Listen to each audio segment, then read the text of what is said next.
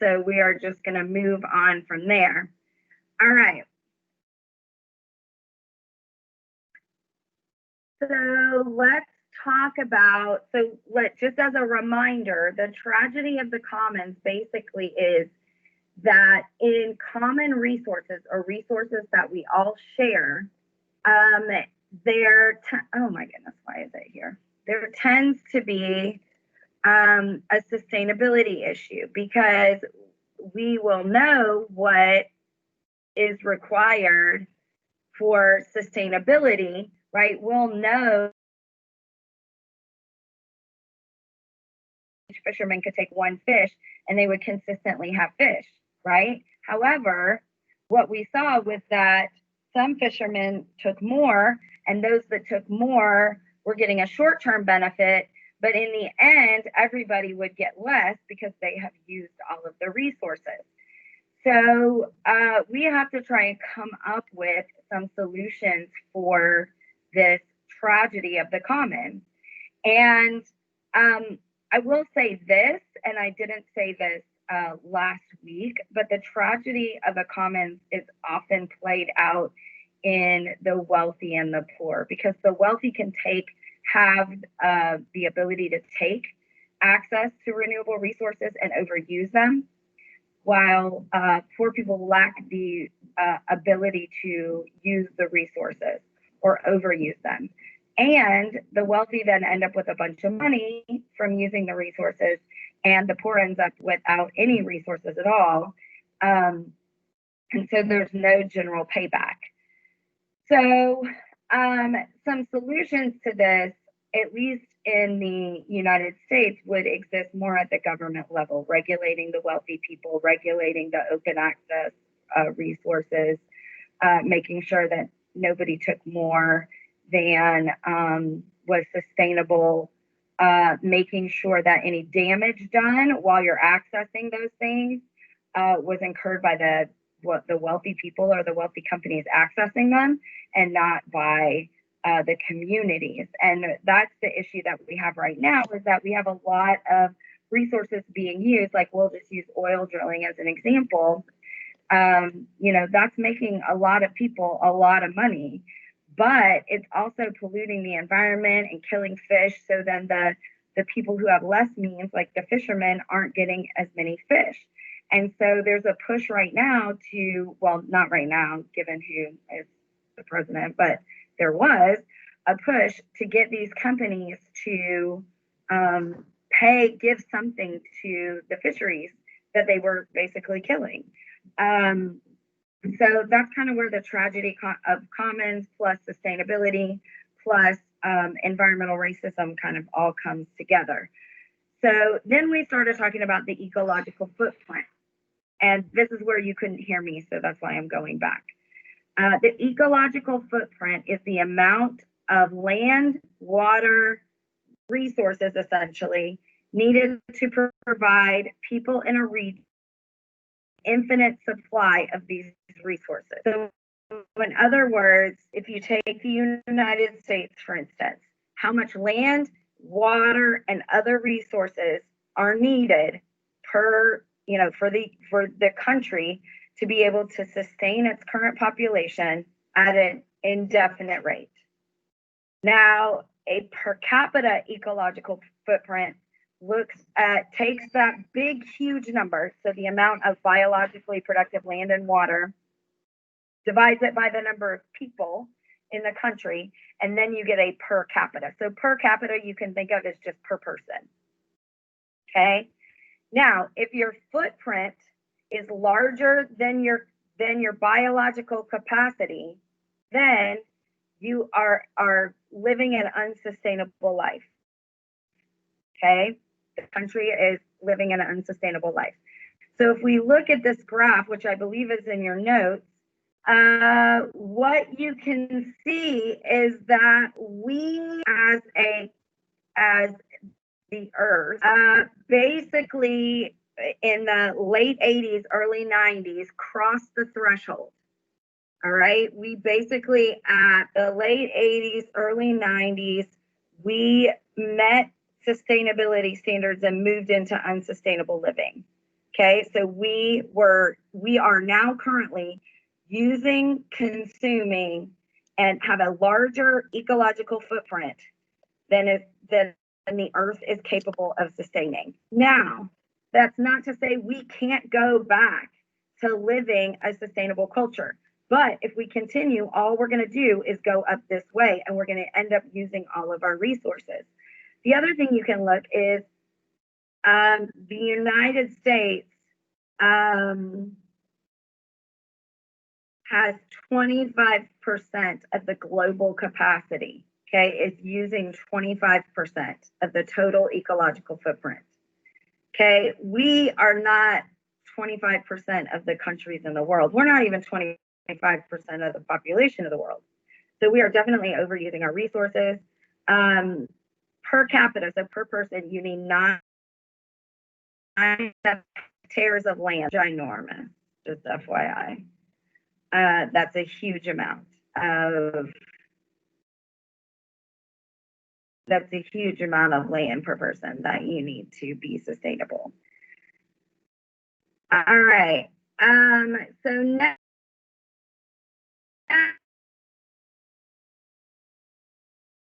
make sure that you have in your notes, which is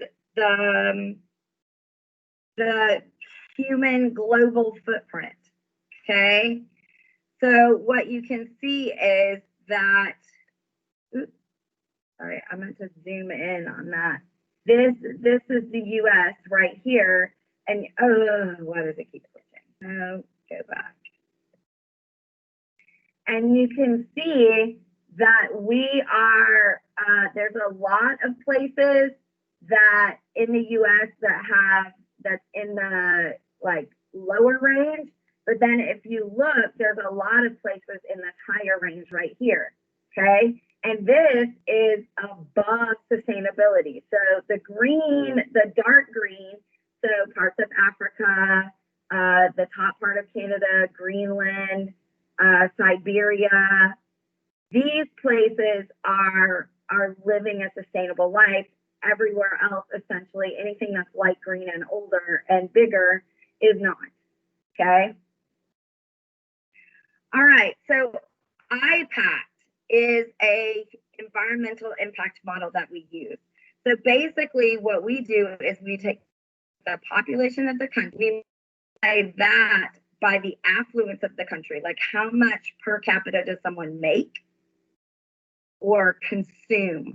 So it's not just about money, it's about consumption. Okay. How much does the average person in that country consume? And then the technological impact. Okay. In other words, in parts of Asia and Africa, they are still farming by using individual people to pick individual crops. And we, however, are using oil-powered machines to pick our crops. We got combines, we got tractors, and all of those pollute the environment. So in general, technology does pollute the environment. So if you have a large population that consumes a lot and has a lot of technology at their access, then they are going to have a huge environmental impact. Okay. So this is really important when we are looking at the China as a case study. So I don't know how much you guys know about China, but China is a communist country. And what communism says is there's no private industry. The government is going to go ahead and run everything and then distribute resources equally.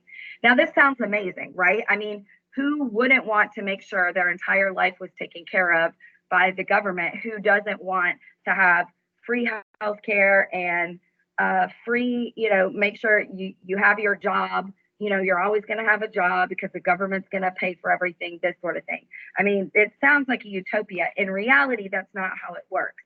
What happens is the government gets all of the power and the people have no power to make any decisions for themselves. And so China ends up dictating things like you can only have one kid per family.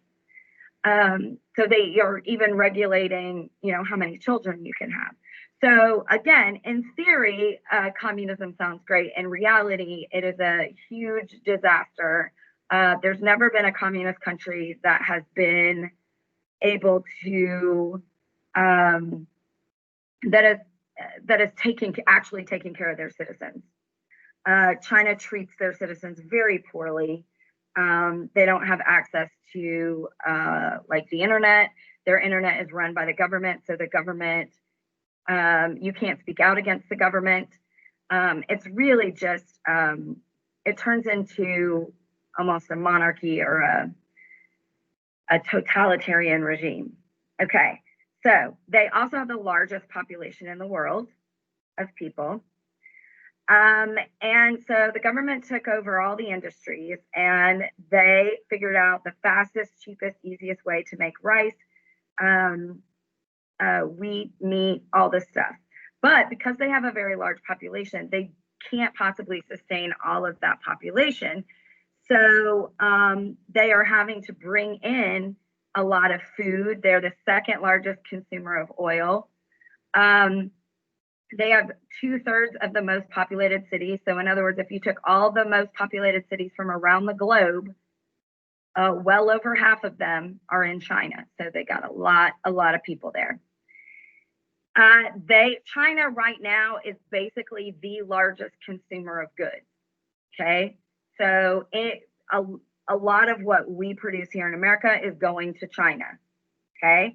Also, a lot of what Chinese produces is coming to America. So, you know, it's a two-way street. Now, this is absolutely unsustainable. Okay. They are polluting. 2/3 of the most polluted cities are in China. They are polluting the air.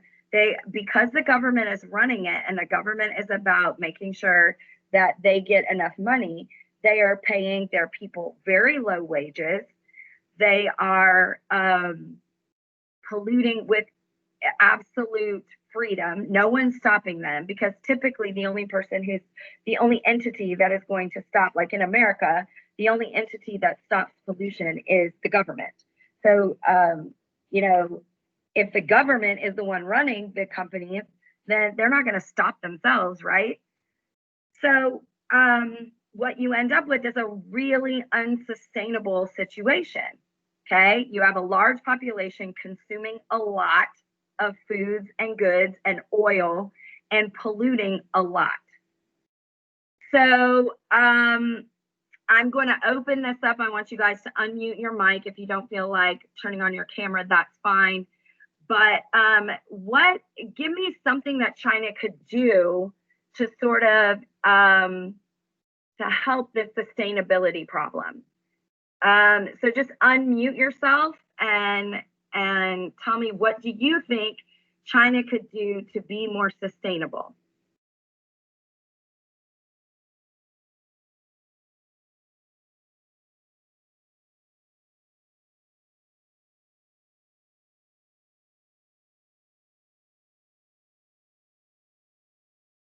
If you're not going to unmute, I'm just going to call on you. So y'all need to participate here to get your participation points. What are some things that China could do to be more sustainable? I will give you an example of one thing that they did do, which I don't agree with. I'm not agreeing with that. I'm just saying this is what they did.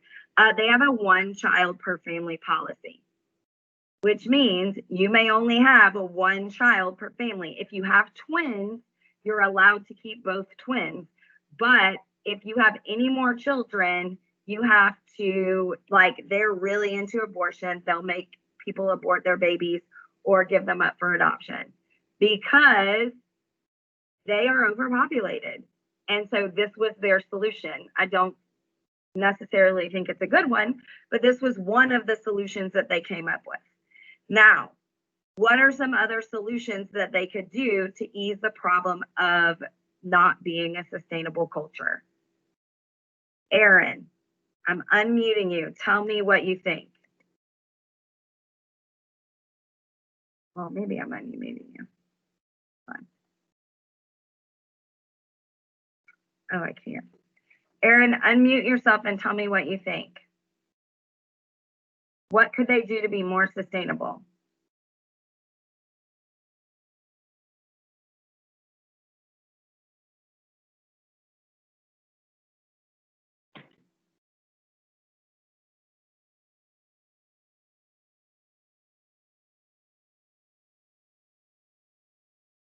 Okay, guys, if you don't want your participation points, that's fine.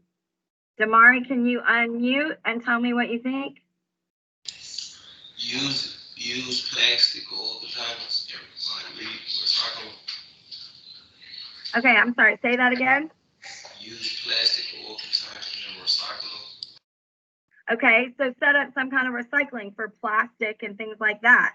That's good to reuse what you already have. Okay, one more. What's one other thing that they can do?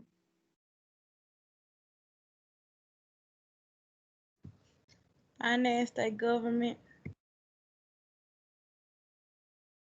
Do what with the government? I'm sorry. Finance it. Okay.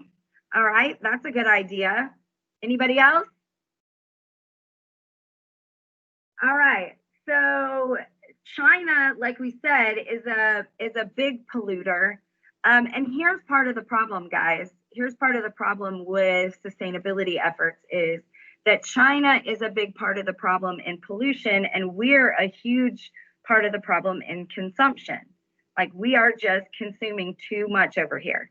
We consume more than any other country in the world, including China. Now they're coming in second, and well, China has its tops in some, and we're tops in some. So we're back and forth as being the largest consumers. So we as a country can't go, oh China, you need to get your act together when we're over here not, right? That's hypocritical. So there's some things that the US should be doing that we're not, to shift toward more sustainability. One thing is government regulation over things that can pollute. With our current potato as president, he doesn't regulate anything. So these oil and gas, they're just going in with impunity and they are polluting the environment and no one is there to stop them. Now, consumption has a lot to do with, and this is kind of a complicated issue, but consumption is like, okay, y'all got your cell phones, right? So how long is that cell phone going to be good for? Like, I mean, of course they'll come out with like an iPhone 15 or whatever next week. They come out with the iPhones, but like, you know that your phone starts to slow down after a certain amount of time. Like I always find that when my contract is up for renewal with Verizon, they like to slow my phone down. That means that I have to get rid of my phone every year, every 2 years or whatever, and get a new phone. If everyone has to do that in the US and Japan and the European Union, that is a lot of thrown away cell phones, most of which cannot be recycled. So that kind of thing, and it's the same way with all technology. I mean, the computer you get for the school is going to be out of date the day you get it. The car you drive off the lot, even if it's brand new, is going to be out of date the minute you drive it off the lot. That's how technology works. So we are in this like throwaway culture where if something doesn't work, we throw it away. We don't try and fix it. And that creates a ginormous amount of consumption. This tossing, this throwaway culture. Okay. And recycling just can't keep up with that kind of consumption. So individually and as a country, we have to lower our consumption levels. Okay. Now, what does that mean if we don't? Well, an ecological tipping point is often an irreversible shift in the behavior of a natural system. So here's the crappy thing about environmental degradation. So when we cut down all the rainforest, remember we talked about that last time. When we cut down all of the rainforest, we didn't have a problem right away. It didn't create a problem right away because we were growing things on the land and because it takes a while for the soil to wash off, and things take a while in the environment to produce the bad effects. So we didn't see the bad effects of cutting down the rainforest until many years later. And because we are such a culture of short-term gains and worry about the long term later, we kept going. And so we cut down so much rainforest that by the time we realized what we were doing was going to wreak havoc on the environment, it was too late. And we had reached that tipping point of we had cut so many trees. And so climate change is the same way. Climate change doesn't happen overnight. Climate change is the result of many years, starting in the Industrial Revolution, of polluting our environment, of overgrazing and overfarming our lands, overfishing our oceans, and all of that results in a climate change. But it changes so slowly that people don't really see those effects until later when it's too late and the tipping point has been reached. So if you look, 12,000 years ago, we were hunters and gatherers. All right. So we lived in like little tribes and we went around and we hunted some and we gathered fruits and berries. We then started growing our own food. Okay. We started growing our own food instead of going out and catching it. Right. So we would grow sort of we would grow the crops and also the pigs, right? So like instead of having to go out and catch a wild hog, we just kept wild hogs pinned up and fed them until we were ready to eat them. Okay.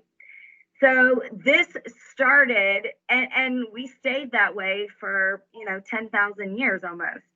So for 10,000 years, we farmed our food and we farmed our animals. And while this wasn't the best thing for the environment, it wasn't the end of the world because we were doing this on a very small scale. In other words, farms were there to feed a family or a community, not to feed the entire country. Like our farms now, for the most part, are there to feed the entire country. Like they're trying to feed every single person in the US instead of just the people who maybe live in their city. Okay. Then the three major cultural events: agricultural revolution, here we are. Then the second one is the industrial and medical revolution, which is about 275 years ago. This is where we learn to create things in a more automated way. We started trying to make things easier for ourselves by, instead of having a plow pulled by cattle, you now have a plow that is pulled by a tractor, right? So instead of, Eli Whitney invented a cotton gin. So instead of pulling out seeds individually by hand, you had a mechanical way of pulling out the seeds from cotton. So all of this to say that industry causes pollution, industry increases availability of goods, and industry also contributes to increased consumption, because part of the thing that industry did was it took this family farm that was just feeding a few people and it made it so it could feed cities and towns and stuff like that. So the more you tear up the land for agriculture, the less land you have available to basically breathe out into the world and negate your pollution. Now, about 50 years ago to now, we're in this information and globalized revolution where we have technology at our fingertips, we have information at our fingertips. And like I said, you don't think of your cell phone as being something that creates pollution, but it actually, computers and phones are actually one of the leading pollution things, because it costs a lot of pollution to make it, and then it doesn't break down in the environment. So it goes either in landfills, and it does have some things in it that are toxic. And so if it goes in landfills, that's why they ask you to, like, if you get a new phone, they like to take your old phone, and so that they can basically do away with it properly, because you got to take it apart and you got to take some parts out and put those in biohazard, and then other things can go to recycling. So it's a whole process that we don't do like at home or whatever. So what we need now is a sustainability revolution. Okay, so our ability to treat diseases has meant that our population has gone up. Our ability to feed everyone in a particular country has mean our population goes up. So we need to work on a sustainability revolution. And so one of the things that experts have identified, we have four basic causes of environmental problems: population growth, sustainable resource use, poverty, and failure to include the harmful environmental costs of goods and services on market prices. In other words, the t-shirt you have on, hopefully you have on a shirt. Okay, so first of all, it's probably made of cotton. So cotton is a farmed product that then has to be farmed, the seeds picked out, it has to be stretched and made into thread. The thread then has to be made into a t-shirt, which is also threaded together. It then has to be moved from the place where, well, first the thread is made in one place, then the thread is moved to the place where they make the shirt. The shirt has to be then moved to the place where they're going to sell the shirt. Okay, so all of that is a cost on the environment. The farming of it, the moving it from place to place, you're using trucks and stuff with pollution. And so all of that is moving it from place to place. And all of that, again, is an environmental cost. However, we don't put a price on that. So companies are free to use a farmland and free to pollute the environment without any actual cost to them. And that's super problematic. This J-shaped curve represents the past exponential world population growth with projections I guess what are we going to call it when we reach 21? Because we're like 2020 now. So are we going to be just 2100? I don't know what we're going to call it. Anyway. And showing the possible population stabilization as the J-shaped curve turns into an S curve. So basically what they're saying is that we could bring down, if we could bring down this using a sustainability revolution, if we could stop growing and start leveling off our population, that would be really great. Now, so if you have any kind of affluence, in other words, if you are wealthy, and here's the thing, I think in America, we have a very, very skewed view of wealthy. Okay, everyone just by virtue of living in America has more than probably 90% of the world. Okay, now within America, there are, of course, the very wealthy and the very poor. Okay, however, for the most part, people in America are living better than, or at least in a way that, I don't want to say better, but people in America are consuming more and have more stuff than people anywhere else. So we as a country are affluential, but then within the country, we have poor people and affluent, people who are wealthy. So the wealthier you are as a country and as a person, you have higher levels of consumption, you have higher levels of pollution, and you tend to waste your resources, because if I have enough money to buy another phone every 6 months, why wouldn't I, right? High levels of pollution. People who are affluent own cars, and sometimes many of them, and they all pollute, right? High levels of consumption. If I have money, I buy things. That's just the way it goes. However, affluent people, if they are right-minded, can provide funding for new technologies that help reduce pollution, reduce environmental degradation, and reduce resource waste. The problem is, at least in this country, most of those folks don't do that. Most of those folks are out there just consuming, polluting, and not worried about anything that might happen in the future. All right. So, harmful environmental health effects of poverty. So, poverty can cause malnutrition, premature death, limited access to sanitation and clean water. So, in most countries that are impoverished, they have a lack of clean water. So, they don't even have a place that they can go. Like here in Memphis, our water is so good, you can go anywhere and drink water, even out of the bathroom faucet. Like the water is good unless you're in like a really old building with lead pipes or something. You can drink the water. Okay. Whereas in some South American countries, African countries, Asian countries, they're drinking water out of the river, which people also go to the bathroom in and use to wash themselves. So that's not really sanitized, right?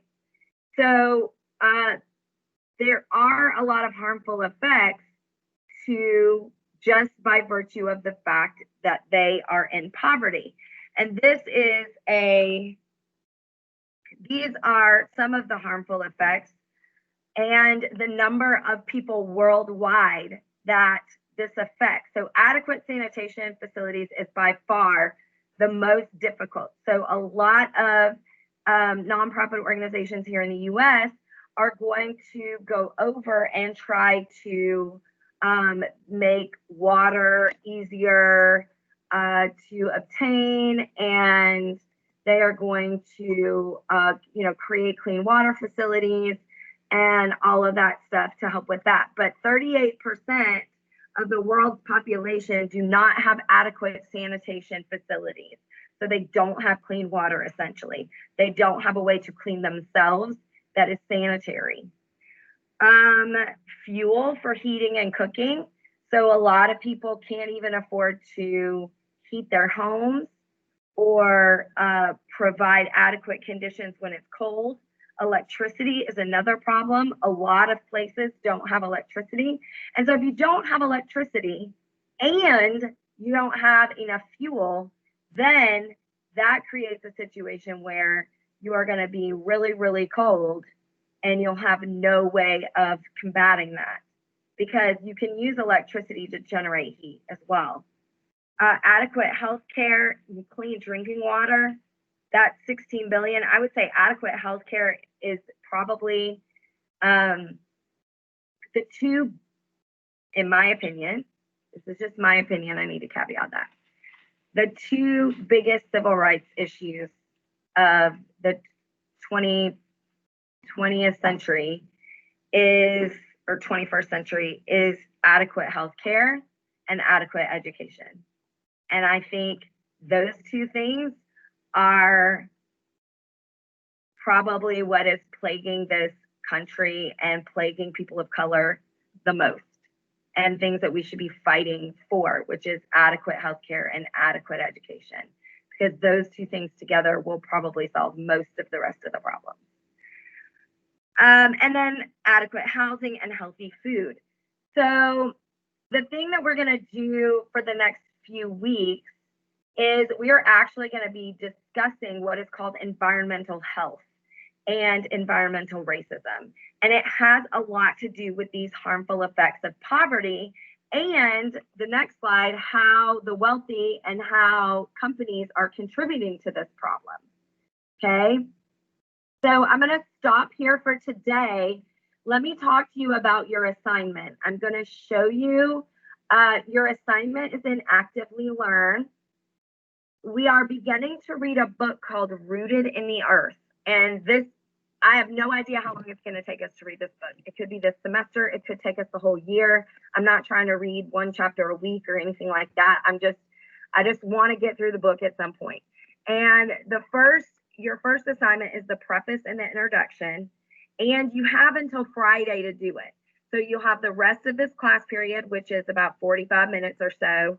And we'll meet on Wednesday and finish the notes. And then you'll have the rest of Wednesday to complete it. And you also have obviously Tuesday and Thursday to complete it as well.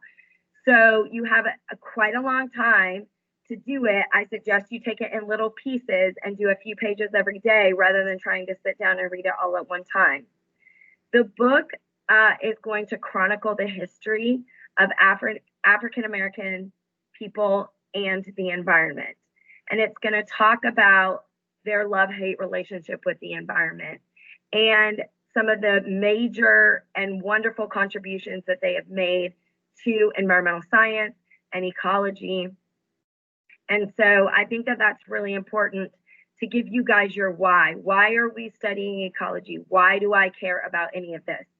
So this unit on environmental health and environmental racism is going to show you guys that you need to learn what we're talking about for the rest of the year so that you can make change within your environment, so that you can be a catalyst of change. So I have put the link in the assignment for you to get started and actively learn. Now, here's the thing. I need for you guys. All right, let me just show you. I'll show you an example. It's not going to let me do. All right, so if I'm here in the tab for today, first of all, make sure you do your due now and your exit ticket, both of which are posted. Here's the homework assignment. It's just showing you that it just is going to show you where to find the Rooted in the Earth today's assignment. Okay, so I'm giving you tons of time because I know it's a little bit long. In the assignments, just so you know, I'm not grading the assignments in teams. Okay, so if you don't want to see 75 assignments, you need to just say that you've done it. Click done.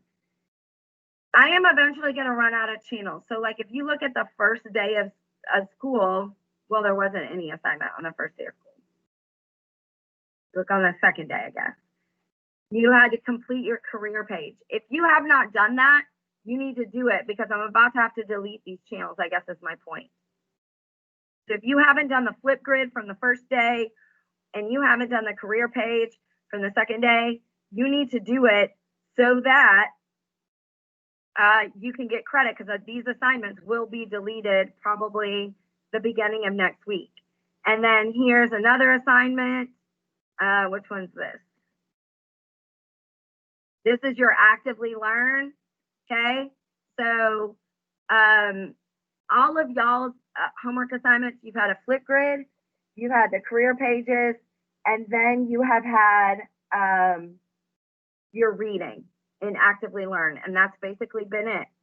So you need to make sure that you have done all of that stuff and that you don't need those reminders of those assignments posted because by the beginning of next week, they're going to be gone. Okay. Just because I have to reuse the channels. All right. If you understand what you are to do for the remainder of the class period, you may leave. If not, you may stay and ask questions.